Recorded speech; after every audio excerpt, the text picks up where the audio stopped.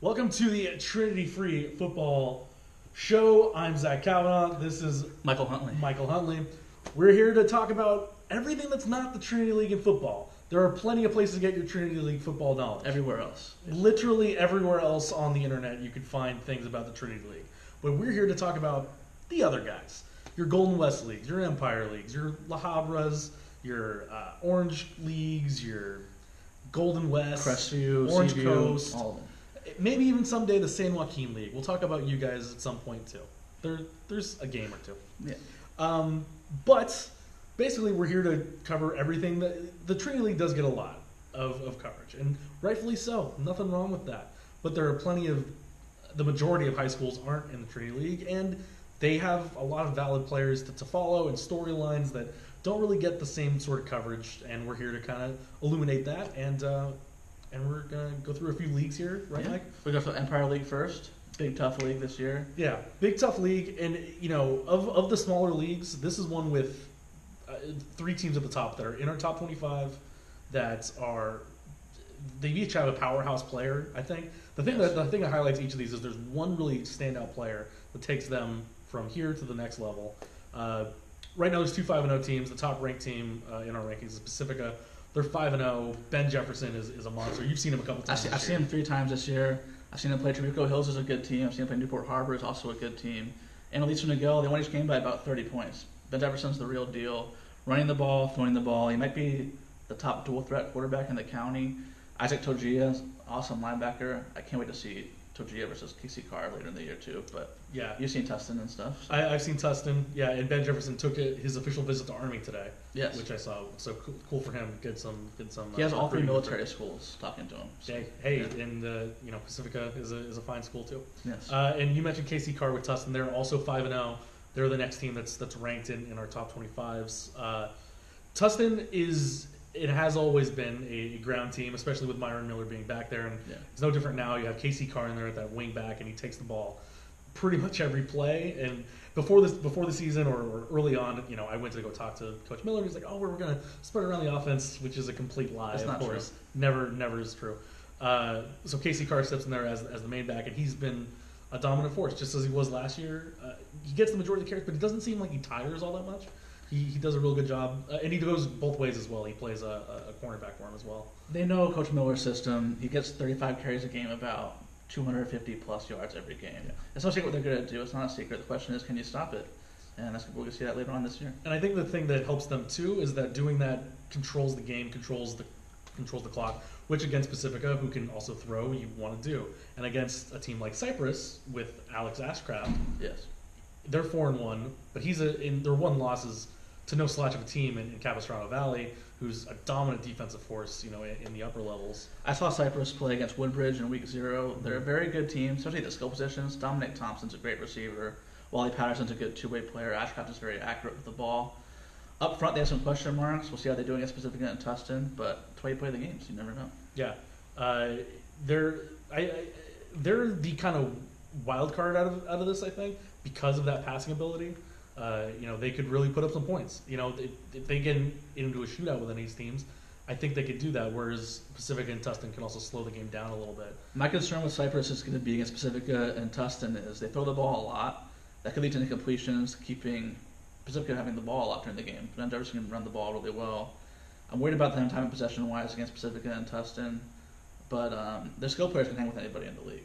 That's for sure. Yeah, it's going to be a great 3-way battle, and you're going to get each of these teams are probably going to make the playoffs. Oh yeah, all 3 of them for sure. They're going to get to that top 3. It just depends on the division where they slot in. Pacifica's outscored its opponents 204-35, and they've played teams from the South Coast League, the Sunset League, the Seaview League. They've played some really, really good teams. Don't sleep on Valencia either. I mean, they have some tough losses, but they played really, really good teams. They might be able to give someone a game later. Yeah. Kennedy's also no slouch. So. Yeah, and Western is also a team. Yeah, they are a team. They are a team in that league, yes. And they will host games and they will play games. Yes. In any league competition, you might find somebody that out of nowhere will slip up, and you'll knock them off that day, and maybe Western's a team like that. Another league in one of these smaller leagues, kind of the northern coastal regions here of the county, that is just a monster of a league with how competitive it's going to be is that Golden West League. Orange is 5-0. Santa Ana's 4-1. Ocean View's 4-1. Westminster 4-1. Segerstrom 4-1. And each of these teams has their respective strengths. I think it's really kind of up and down across the board. Orange, you saw Orange a week ago. They're the only undefeated team. What do you know about Orange? I've seen Orange twice. They're an explosive offense. They run a wing team, but they have Cyrus Collins and Jordan Schmidt on the outside, always running deep balls.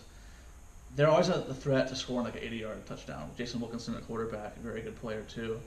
The question with them is they don't get those big plays that stop them to move the ball, and they have some discipline issues. They get a lot of penalties, a lot of holds later, a lot of late hits, stuff like that. But they're always a deep threat to score every single time they have the ball. And they won the league last year, but they had a forfeit loss. They beat everybody else kind of. So I mean, they're a really good team. They've scored 45 points in 3 games, and I think Jason Wilkinson is really the best thrower of the group of quarterbacks in this league. So they bring that different kind of aspect there, where a lot of these teams are big and physical and can run the ball. Like Santa Ana, 4-1. They have 2 guys in the backfield. Their quarterback Macias and their running back Alan Pacheco. I saw them against Santa Ana Valley, and Santa Ana Valley is not a runaway team by any stretch, but Santa Ana gets their linemen down the field. They beat you physically. They were CIF finalists and the league champ a year ago. Now their opponents are only 6-19, so maybe a little bit lesser. Orange's opponents are 9-16, but I think Santa Ana is a tough one. Ocean View, I think, is the one that's kind of caught me by surprise. Their opponents are 15-10, and they're 4-1. Their one loss is to Catella by 1 single point. And they opened this week at Segerstrom, one of the 2 big games this week. It's a big game, and I wasn't really on Ocean View until I saw them beat University come from behind. That's a big University might get second place in the Pacific Coast League. That's a huge win for Ocean View. They might be able to upset a Santa Ana or Westminster or Segerstrom, something like that. They might be able to get a playoff spot here. Yeah, I think Ocean View is probably the most interesting team out of the group. Westminster also 4-1. They're a team that's a mixed bag. They start off slow. I saw them last week against Beckman, and Beckman isn't the best team going right now. They'd replaced their quarterback and a wide receiver from a year ago who were really good, but Westminster's been slow on defense. They let teams kind of get up early and they have to come back, but they're able to run the ball, control the clock, and get timely scores, so they'll be interesting. And Segerstrom, I think, is also a curious team. Their defense is really good. They have 1 loss to El Medina, who's not bad, but they got shut out in that game. So it's tough. It's tough to see. They'll prove a lot when they play Ocean View this weekend. There's a big game this weekend. A lot of big games. Ocean View, Segerstrom, La Quinta, Garden Grove's probably the game of the week. That's a Garden Grove title game. Marina, Fountain Valley's a great game. A lot of great games this week. A lot of great games. What's your game of the week here for outside of mine's La Quinta, Garden Grove, just because that's probably the league title game in the Garden Grove League. Grove hasn't lost a league game in 7 or 8 years. La Quinta might be able to team to do it. They're 5-0. They beat Laguna Beach, who's a division higher than them. They're very, very confident. Coach Diaz is very confident in his team. Michael Nando is a great quarterback. I think they might knock off Garden Grove.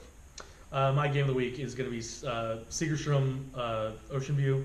I think you have Santa Ana, Westminster too, but I think Ocean View can prove a lot against Segerstrom, and so can Segerstrom. This will be a big game to kind of say who's that next team to go against the Santa Anas and the Oranges in that league.